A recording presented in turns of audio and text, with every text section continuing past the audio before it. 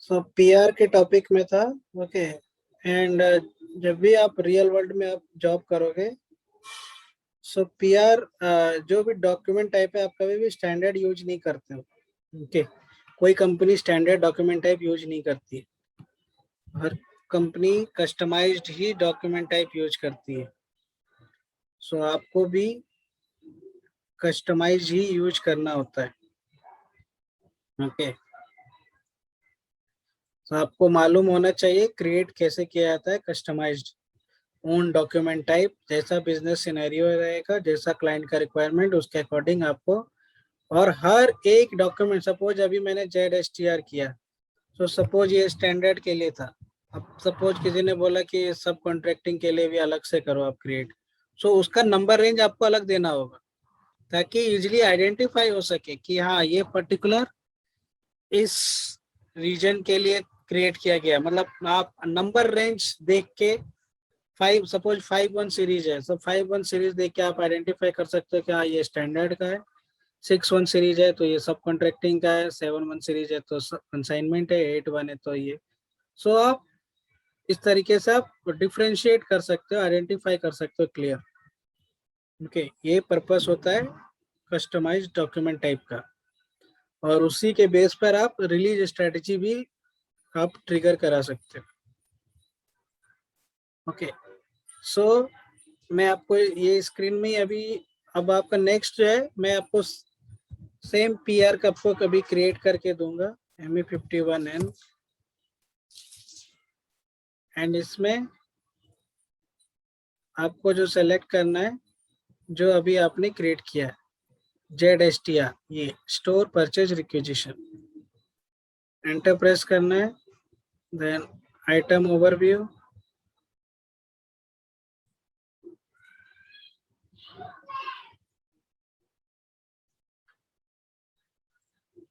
And so document type मैंने ZSTR select किया। And then material, same material मैं अभी आपको क्रिएट कर रहा हूँ, JPRH। कस्टमाइज यूज करने का मीन, इससे आप जो भी आप अभी प्रैक्टिस कर रहे हो, इसका फायदा ये है कि अगर आप कस्टमाइज यूज करोगे तो उसमें कोई कोई कुछ भी छेड़ता नहीं है, कोई कुछ करता नहीं। ठीक है। लेकिन स्टैंडर्ड में सब लोग कुछ ना कुछ डिलीट डिलीट सब कुछ करते रहते हैं, चेंज करते रहते हैं। इसलिए कभी भी आप क्रिएट करो तो अपना खुद का क्रिएट करो। Okay. Then plant, then suppose 20 piece का रिक्वायरमेंट है, सो जितना भी रिक्वायरमेंट है वो आप मेंटेन कर दो आप। ओके। एंड स्टोरेज लोकेशन देना है, so storage location JN, sorry, SL01। Okay. Then check, ये बटन होता है आपका चेक का, check. So no message issue during check, means कोई प्रॉब्लम नहीं है। एंड देन सेव कर दो आप।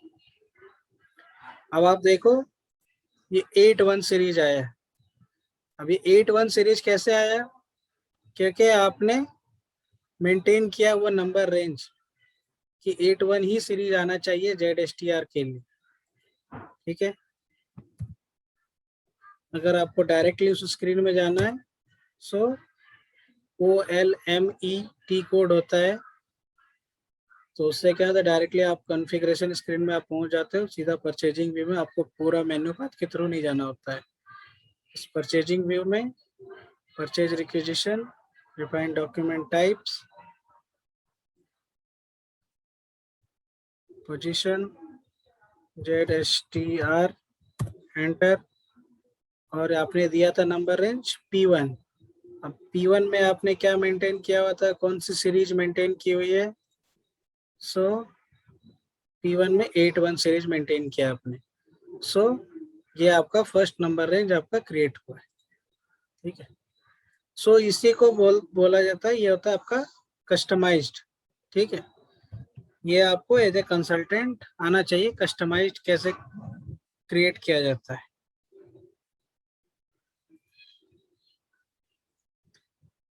इसमें कोई किसी को डाउट है, आप पूछ सकते हो।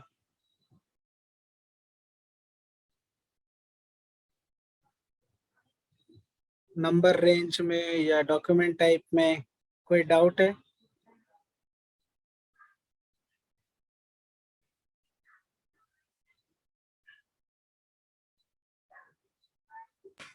अगर नहीं है तो मैं सर एक फिर बार नेक्स्ट टॉपिक पे जाता हूँ। सर नंबर नंबर रेंज एक बार फिर से बता दीजिए।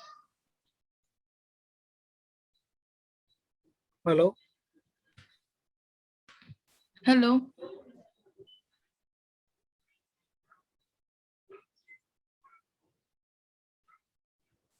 हेलो।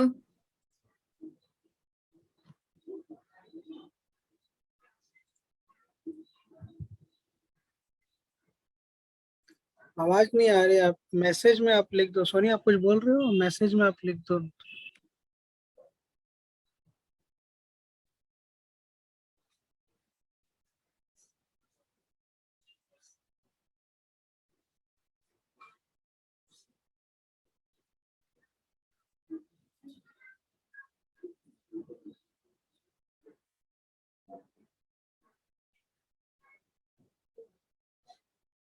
और अभी तो ये मैंने पीआर की बताई है, और पीआर की स्क्रीन भी अब मैं आपको थोड़ा और बता देता हूँ एक डिटेल में।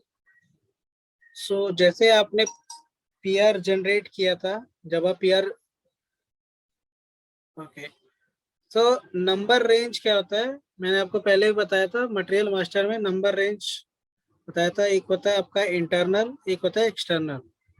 सो नंबर रेंज आपके ऊपर होता है किस कौन सा नंबर आप चाहो तो 5 डिजिट का भी दे सकते हो, मैक्सिमम 10 डिजिट का। ठीक है, नंबर रेंज जो दिया जाता है वो 10 डिजिट का दिया जाता है। ये परचेज से रिलेटेड जो भी डॉक्यूमेंट टाइप डॉक्यूमेंट होते हैं उसमें। सो ये 10 डिजिट का ही होता है। तो आपको एक नंबर रेंज असाइन करना होता है आपके अपने पर्टिकुलर डॉक्यूमेंट के लिए। अभी सपोज आपने Z S T R create किया है, सो उसके 8.1 सीरीज मैंने दे दी।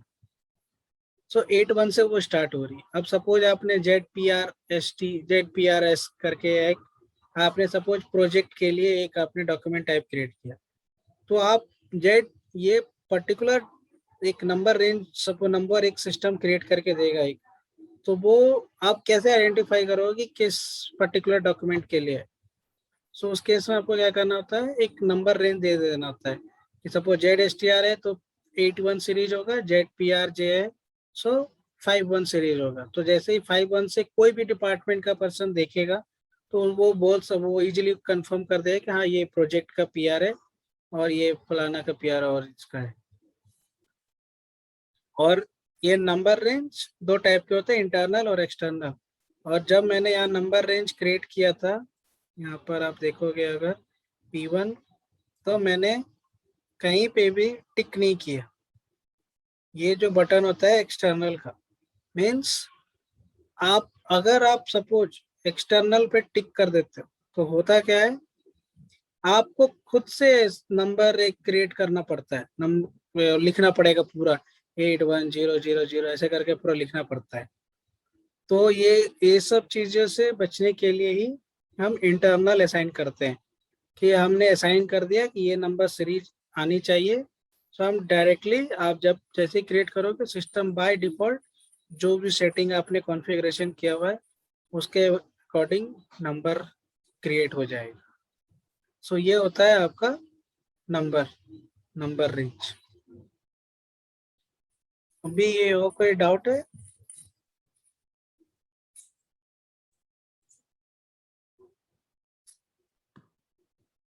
सर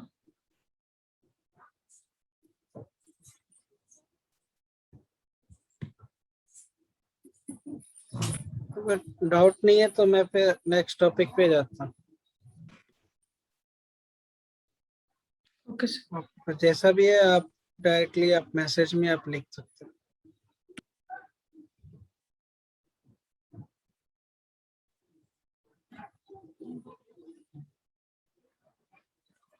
और रही बात पीआर रिलीज की, सो पीआर कैसे रिलीज किया जाता है या फिर पीआर अप्रूव कैसे किया जाता है वो एक सेपरेट टॉपिक है। सो वो मैं आपको बता दूंगा आगे जब हम रिलीज स्ट्रेटेजी पे जाएंगे तब। अब मैं आपको बताता हूँ पीआर की स्क्रीन। तो जब आप पीआर क्रिएट कर रहे थे तो आपने जैसे ही मटेरियल एंटर किया, आपको फर्स्ट एरर आया था एंटर प्लांट।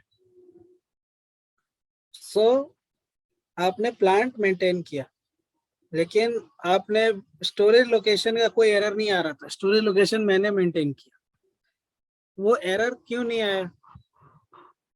वो भी एरर आना चाहिए कि स्टोरेज लोकेशन मेंटेन करो, without storage location PR save हो जाएगा। तो ये सब सेटिंग की जाती है स्क्रीन की, कि कौन सा फील्ड मैंडेटरी रहेगा, कौन सा फील्ड ऑप्शनल रहेगा और कौन सा फील्ड हाइड रहेगा। तो ये कैसे किया जाता है? सिंपली वही आईएमजी स्क्रीन में ही जाना है, मटेरियल्स मैनेजमेंट, देन परचेजिंग, और फिर परचेज रिक्विजिशन सेलेक्ट करना है। यहाँ पे डायरेक्ट ई कोड होता है OLME, और उससे डायरेक्टली आप आईएमजी स्क्रीन पे आप आ जाते हो, परचेजिंग। और फिर आपको जाना है define screen layout at document level, इस पे आपको क्लिक करना होता है। ठीक है, define screen layout at document level. Then अब आपको कौन सा फील्ड सिलेक्शन की यूज करना है? सो स्टैंडर्ड होता है NBB। सो ये एंटर प्रेस करना है, NBB for purchase requisition. So double click करना है इस पे। देन आपको जाना है 1 by 1, first basic data item. अब आप इसमें देखो, यहाँ पे कॉन्फ़िगरेशन, यहाँ पे प्लांट में रिक्वायर्ड एंट्री पे टिक है। मीन्स अगर आप प्लांट मेंटेन नहीं करोगे सो सिस्टम एरर देगा कि you have to plant maintain, मतलब पीआर में आपको प्लांट कंपलसरी मेंटेन करना ही करना है, एंटर करना ही करना है। और अगर आप देखो स्टोरेज लोकेशन, स्टोरेज लोकेशन में ऑप्शनल एंट्री पे टिक है। मीन्स आप पीआर क्रिएट करो, स्टोरेज लोकेशन मेंटेन करो या ना करो, सिस्टम आपको सेव करने के लिए दे देगा बाय डिफॉल्ट। अब मैं यहाँ पर आप एक मैं छोटा सा आपको दिखा रहा हूँ, मैं रिक्वायर्ड एंट्री पे टिक कर दिया, बट किसी एक पर ही टिक रहना चाहिए और ऑप्शनल से मैं हटा दिया। ठीक है, एंड मैं सेव कर रहा हूँ, Ctrl+S करना है आपको। ठीक है, देन बैक करना है, बैक करना है एंड सेव कर देना है। ठीक है, अब मैं आपको पीआर क्रिएट करके शो करता हूँ। ME51N,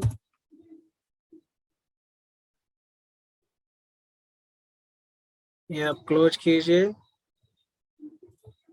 ZSTR सेलेक्ट कीजिए, item overview, material,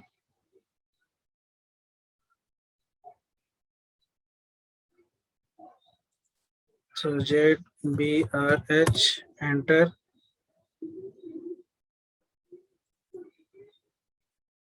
enter press कीजिए आप।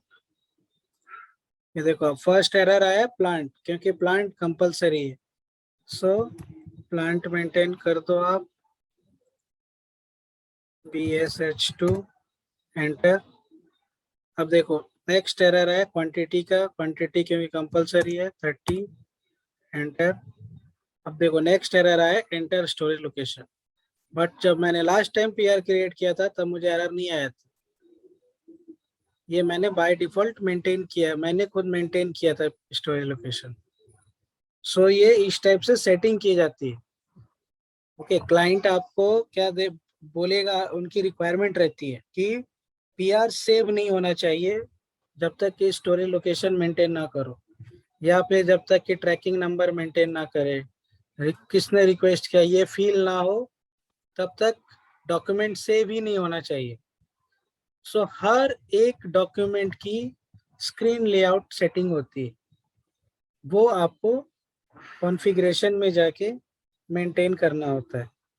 सो SL01 जो भी आपका है, सो ये आपका पीआर। अब आप देखिए, अब कोई एरर नहीं आ रहा है। अब आप डायरेक्टली चेक कीजिए एंड सेव कर दीजिए। सो इस तरीके से आपका डॉक्यूमेंट सेटिंग की इस तरह से सेट की जाती है। ओके,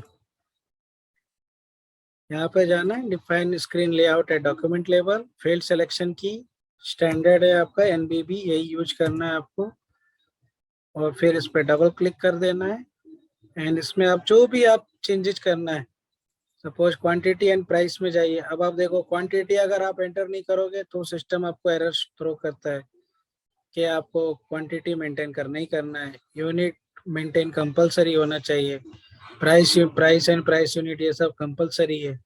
सो आपके ऊपर है, आप कैसे सेटिंग कर चेंज कर सकते हो। ठीक है, ये सब कुछ आपके ऊपर है। मीन्स जैसा क्लाइंट बोलेगा आपको उसके अकॉर्डिंग स्क्रीन को सेट करके देना होता है। क्लाइंट ने बोल दिया विदाउट इसके, ये 3-4 फील्ड वो बता देगा, अगर सपोज कि मुझे ये फील्ड चाहिए, कंपलसरी चाहिए, इसके बिना सेव नहीं होना चाहिए। ठीक है, पीआर क्रिएट ही नहीं होना चाहिए, या कोई भी डॉक्यूमेंट क्रिएट नहीं होना चाहिए। तो आपको उस चीज को पर्टिकुलरली उस चीज को आपको एक्टिवेट करना होगा, रिक्वायर्ड एंट्री में कॉन्फ़िगरेशन करना होगा। और वो एंड यूजर जो है चाह के भी उसको डीएक्टिवेट नहीं कर सकता है, ये जब तक कि कॉन्फ़िगरेशन में आप चेंज ना करो। सब कुछ कंसल्टेंट के ऊपर होता है। ओके, एंड यूजर के हाथ में कुछ भी नहीं होता। एंड यूजर को जैसा बोला जाता है, जैसा कॉन्फ़िगरेशन दिया जाता है, वैसा ही एंड यूजर करता है, बस और कुछ नहीं। सो ये सब कॉन्फ़िगरेशन होती है इस बैकएंड स्क्रीन में। ठीक है,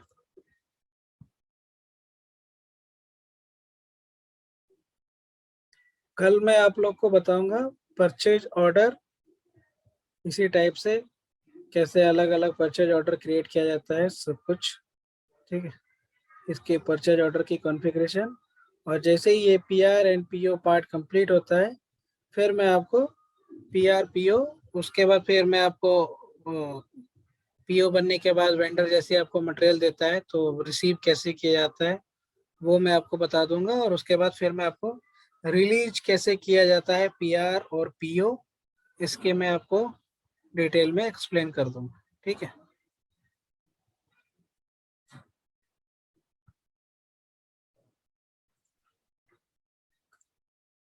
ओके। पीओ जैसे ही पार्ट कवर होगा उसके बाद फिर मैं इस पार्ट में आ जाऊंगा, stock planning and inventory management. ठीक है, इसमें अलग अलग टाइप के होती है, मूवमेंट टाइप, सब कुछ, ये सब कुछ मैं आपको बताऊंगा। रिजर्वेशन क्रिएट करने से लेके जीआर मीन्स होता है गुड्स रिसिप्ट, कैसे जीआरएन किया जाता है, मूवमेंट टाइप क्या होता है, कैसे एक मटेरियल को दूसरे मटेरियल में एक प्लांट को दूसरे प्लांट में ट्रांसफर कैसे किया जाता है, एक स्टोरेज लोकेशन से दूसरे स्टोरेज लोकेशन में कैसे ट्रांसफर किया जाता है, ये स्टॉक टाइप क्या होता है, ये सब कुछ मैं आपको बताऊंगा। अभी जो मैंने आपको बताया था वो पीआर बताया था, परचेज रिक्विजिशन। ठीक है, ये परचेज ऑर्डर पार्ट जो है वो मैं आपको कल बताऊंगा, परचेज ऑर्डर कैसे क्रिएट किया जाता है।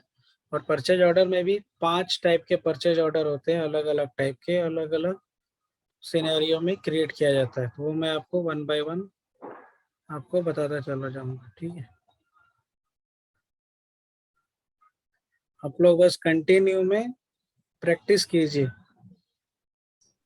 क्योंकि जितना आप कंटिन्यू में टच में रहेंगे उतना ही आपके लिए अच्छा रहेगा। आप भूलोगे नहीं, और जो भी डाउट है वो आप क्लास स्टार्ट होने से पहले पूछ सकते हो। ठीक है, सर ये क्लास खत्म होने के बाद ये रिकॉर्डिंग हम लोग और देख राहुल सकते हैं ना आपको सर? कुछ बोल रहे हो तो आप इसमें लिख दो, आप चैट में, एक्चुअली आवाज आ नहीं रही है।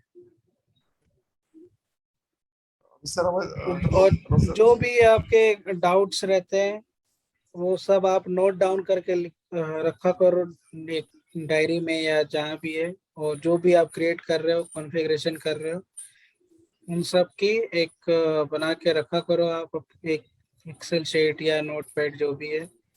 उससे क्या होगा कि आपको इजी रहेगा चीज़ों को समझने करने में, और कहाँ पर आप जा रहे हो, अभी तक कितना कवर अप किया है, वो सब आपको ध्यान में रहता है। ओके,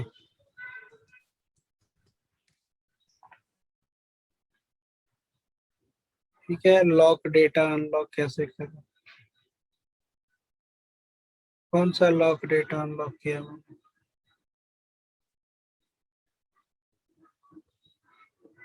क्या लॉक डेटा? मैंने तो कोई भी लॉक अनलॉक नहीं किया।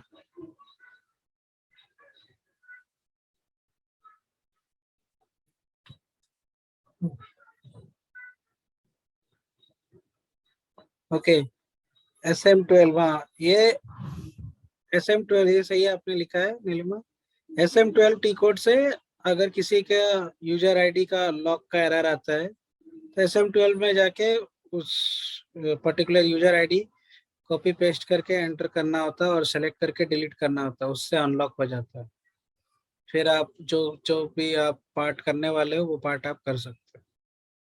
ठीक है, ये टी कोड आपको हमेशा याद रखना है, SM12।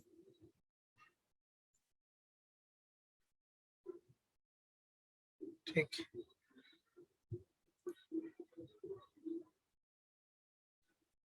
10, 10, 13 September।